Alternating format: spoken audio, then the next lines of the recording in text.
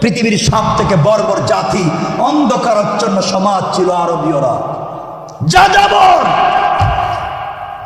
যারা ছেলে তার মায়ের সাথে জেনা করত, ভাই তার বোনের সাথে জেনা করত, বাবা তার মেয়ের সাথে জেনা করত। এই নির্লজ্জ সমাজে আল্লাহ রসুলকে পাঠিয়ে দিলেন আল কোরআন। কোরআন আসলো যে ওমরের মতো মানুষ, যার কাছে মাথা কাটা ডাল ভাত, টাকা দিলে সকালে লাগবে না মাথা রাত্রে লাগবে, টাকা দিলেই কেটে দিত। আবু জেহেল বলল মুহাম্মাদের মাথা কেটে দে, বিনিময় দিব 100 উট।